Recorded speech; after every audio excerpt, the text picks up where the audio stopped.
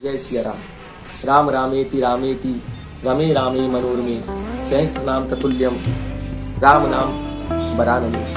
संतों ने बहुत सुंदर और अच्छी बात कही है, क्योंकि संतों के मुख से निकला हुआ हर वाक्य हर वचन शास्त्रीय प्रमाण है। शास्त्र से विरुद्ध वो कुछ बात नहीं कहते हैं। और शास्त्रीय प्रमाण क्या है, शास्त्र वचन क्या है, भगवान की ही वाणी है। संतों ने बहुत अच्छी बात और सुंदर बात कही है कि कौन व्यक्ति जागा हुआ है, कौन जाग गया है, कौन व्यक्ति सो रहा है, कौन व्यक्ति मर गया। जो सो रहा है वही व्यक्ति मर गया, वही व्यक्ति मिट गया, वही व्यक्ति भोगी है।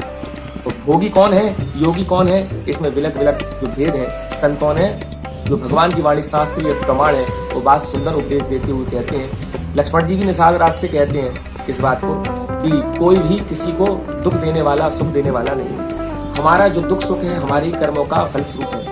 हमें यदि सामने वाले व्यक्ति से दुख मिल रहा है, कष्ट मिल रहा है, तो ये हमारा कर्म है जो सामने वाले व्यक्ति के माध्यम से हमको प्राप्त हो रहा है। शास्त्रों ने 3 प्रकार के जो है कर्म बताए हैं। मन से, वाणी से बोला हुआ, मन से बुरा सोचा हुआ, किसी के लिए अच्छा सोचा हुआ, शरीर से अच्छा कर्म बुरा कर्म। तो कर्म करते करते कहीं हमसे अकर्म तो नहीं बना।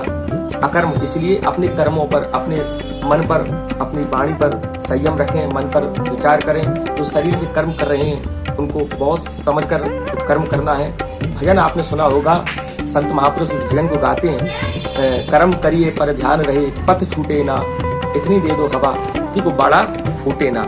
जीवन में सात्विक विचारों की उन्नति हो, ऐसे हमको कर्म करने चाहिए। सात्विक कर्म, किसी को ना सताना, किसी में दोष दृष्टि ना देखना और मन में सभी के प्रति सरल भाव रखना, ये सात्विक विचार है। तामसी विचार क्या है, घमंडीपन का अभिमान होना, अहंकार युक्त होना, अपना अच्छे करने के लिए, अपना आगे बढ़ने के लिए दूसरे को गिराना, दूसरे के लिए बुरा सोचना, उसके लिए गड्ढा खोदना, ये तामसी कर्म है। संतों का, महात्माओं का, आचार्यों का, भक्तों का यदि आपका जीवन में साथ है तो आप बच जाएंगे। यदि आपका साथ इससे विरुद्ध है, कहीं कुसंगी व्यक्ति के साथ यदि आपका जीवन है तो आपके भीतर बुरे विचारों का प्रादुर्भाव होगा। संग से ही दोष उत्पन्न होते हैं और संग से ही गुण प्रकट होते हैं। सात्विक विचारों को जन्म दीजिए, शास्त्रों को पढ़िए।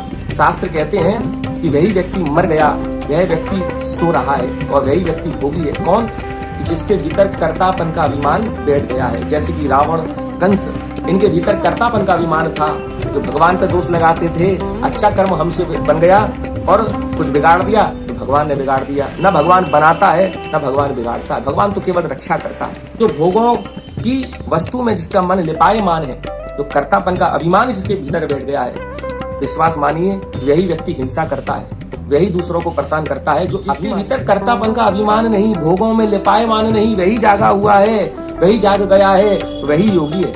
इन दोनों बातों में आप वहाँ विचार करेंगे आज या जब भी समय मिले कि हम जागे हैं, क्या हम भोगी तो नहीं, क्या हम योगी हैं। एक योगी तो वह होते हैं जो जंगल में जाकर योग कर रहे हैं, और हम भी गृहस्थ के योगी हैं, योग करने वाले हैं। कर्ता नहीं बनिए, अकर्ता ही बनिए।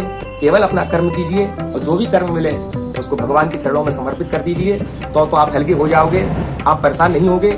यदि आपको परेशानियों से बचना है, परेशान नहीं होना है, सात्विक विचारों को जन्म देना है, तो आप अकर्ता बनिए, कर्ता मत बनिए। जय जय सिया राम, जय जय।